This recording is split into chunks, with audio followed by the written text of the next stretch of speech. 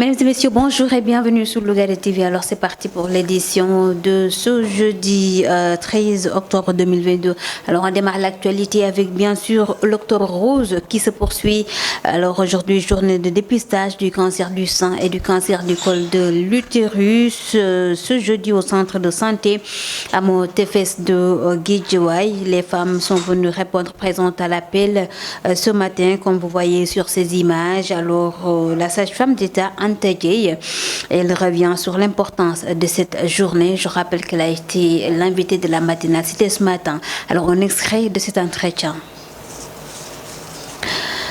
Un événement dans lequel participent justement fortement les badiens de Gor, comme on les appelle, ces femmes qui se portent volontaires et qui font les quartiers pour sensibiliser davantage les femmes au cancer du col ou bien même de cancer du sein. Concernant justement la sensibilisation, nous allons suivre la réaction de quelques badiens de Gor, toujours avec Lougaré TV.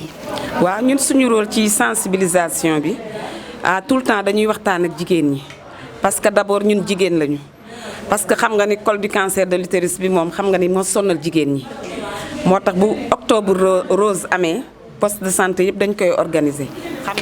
Le président du collectif pour la défense de l'hôpital Aristide Le Dantec, lui, il est en prison. Il agit Abdoulaye John, agent administratif de santé. Il a été placé sous mandat de dépôt. C'était ce mercredi et par le doyen des juges plutôt pour diffusion de fausses nouvelles, injures et outrages à commandant dans ses fonctions. Alors, selon les informations, il agit Abdou John, lui, il paie ses attaques justement contre le commandant, le chef de la gendarmerie nationale. Il s'agit bien du général Moussa Fall.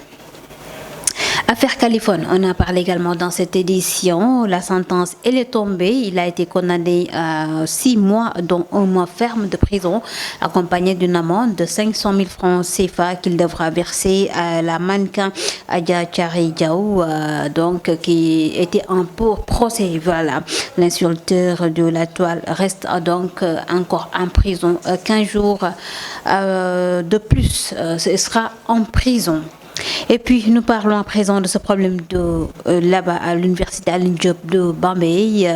Le directeur général du CROUS, Moustapha Gueye, il précise lui n'avoir jamais reçu de facture venant de la CNE.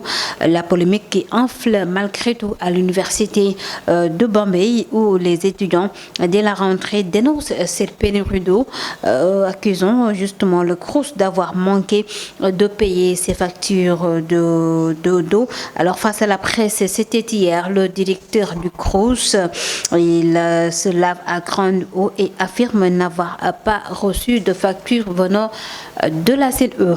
Nous parlons présent de l'intersyndicale des travailleurs du primaire, du secteur primaire, qui a essuyé un refus de la part du préfet de Dakar, donc suite à leur demande d'autorisation de marche nationale prévue dès demain. Le motif évoqué par le préfet, c'est bien sûr le non-respect du délai de 3 jours francs au mois. Et cette manifestation entre dans le cadre du mouvement d'humeur enclenché depuis il y a quelques semaines. Ces travailleurs du secteur primaire mènent une lutte pour leur indemnité interne. Et aujourd'hui, l'intersyndicale compte encore déposer une autre demande de marche qui sera prévue justement pour le 20 octobre. La Poste, on en parle aussi dans cette édition. Abdoulaye Bibi Baldé, il a été finalement emporté par cette crise au sein de La Poste. Les postiers très remontés contre la gestion de leur boîte. Ils ont tenu un sit-in devant le siège. Sit-in que je rappelle a été fortement réprimé par les forces de l'ordre. Et le chef de l'État, hier en Conseil des ministres, il a pris la ferme décision de le démettre de ses fonctions. Le DG de La Poste, Abdoulaye Bibi Baldé, il a été remplacé remplacé par Mohamedou Diaité. Lui, c'est un inspecteur des domaines de classe exceptionnelle. Précédemment, le directeur de l'administration et du personnel de la direction générale des impôts, comme vous le voyez sur ces images. Alors, nous parlons toujours de nomination. Cette fois-ci, c'est à la primature. Le capitaine de vaisseau, le colonel Abdou Sène, il est nommé conseiller à la défense auprès du Premier ministre donc Amadou Ba, réputé engagé militairement irréprochable par ses pairs. Cet intellectuel doublé de soldats de classe exceptionnelle. Il a comptabilisé aujourd'hui plusieurs missions de commandement réussies au niveau national comme international sur son commandement. Alors aujourd'hui, l'on s'interroge justement, Amadou Ba pourra-t-il compter sur son commandant de vaisseau pour mener à bon port son navire, wait and see, comme le dit l'adage l'anglais. Alors voilà, mesdames et messieurs, ça n'est tout pour l'actualité sur Lougaré TV. Merci à vous tous de nous avoir suivis. La version Wolof, c'est tout de suite. mbokk yi xarit yu Lougaré TV bismillah ci xibaar yi dañ koy dooree lu jëm ci wàllu octobre rose. ñu gis ne boobee ba tey ñu ngi koy wéyal ci réew bu Sénégal. tey ji nag foofee ci diwaan bu Guédiawaye la ñu rek nekkoon waxtaanee lu jëm ci bëccëgu dépistage bi nga xam ne sumb nañ ko foofee ci centre de santé Amo Tefes bu Guédiawaye comme ni ngeen ko gisee ci image yi jigéen ñi ñëwoon nañ nag tey ji ci suba ngir nag ñu saytu seen yaram ñu jëm ci wàllu cancer yu jëm ci wàllu ween wala sax ci butitu njurukaay.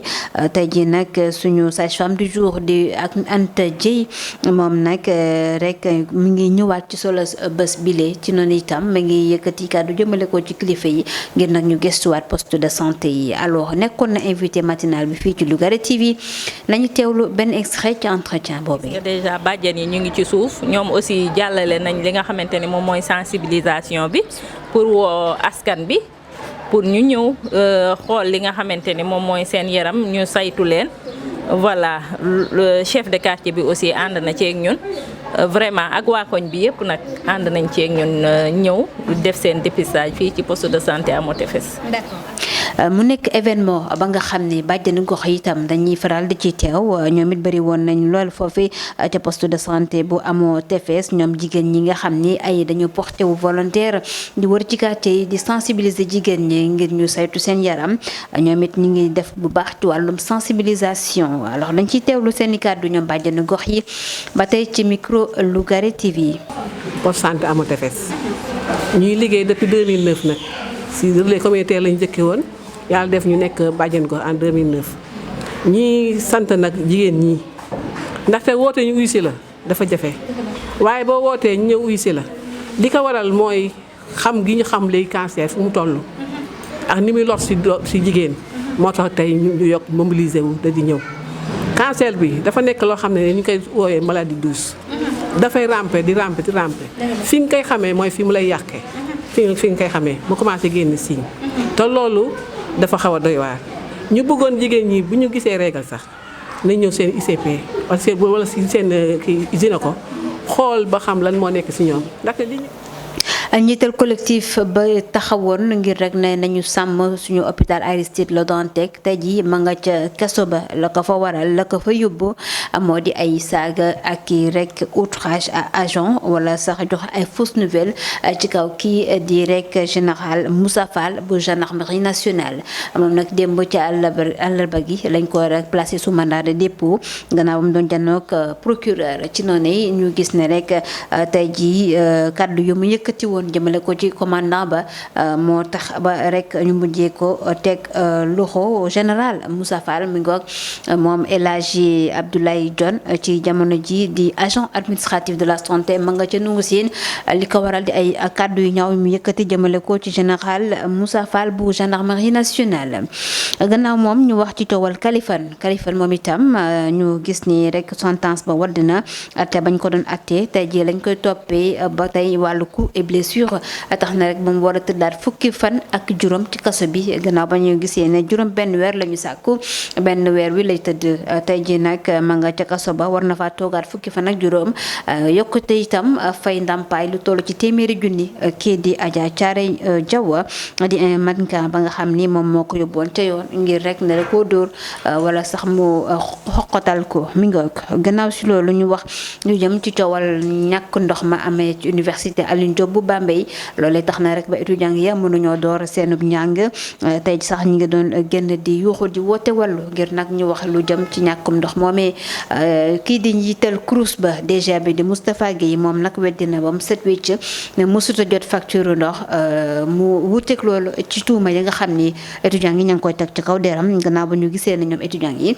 ne rek am nay facture yi fa ñëw wante dañ ko fayul looloo tax rek ndox amatul ci seen campus ya moom nag DG bi mi ngi doon jànn ak taskatu xibaar yi ni ki démb di jëm rek daram ngir rek di wax ni lañ ko tuumal dara amu ca gannaaw si loolu ñëw ci intersyndical des travailleurs secteur primaire ñoom nag la ñu bëggoon antuwul ndaxte dañoo bëggoon def doxub ñaxtu pacifique ci noonu rek la ñu gis ne préfet bu Ndakaaru mujj leen jox autorisation moom préfet la mu wax moo di rek délai bu rek toll ci ñetti fan ñu gis na ñoom travailleurs yi les respecté wuñu ko loolee tax rek ba préfet lankal leen boobee autorisation ñoom nag ñuy liggéey ci wàllu secteur primaire bi ay bés yi ñu génn ñu gis ne ñoo ngi ci mouvement d'humeur la ñuy sàkku moo di rek seen condition de travail ñu gën koo defaraat ca ni ñuy liggéeyee tey ji sax nee nañ nag duñu rek la des ci lii maanaam donte ne dañ leen lankal seen autorisation ni ki suba nañ defaat beneen autorisation bëgg a def marche pacifique fi leeg ñaar fukki fan ci weeru octobre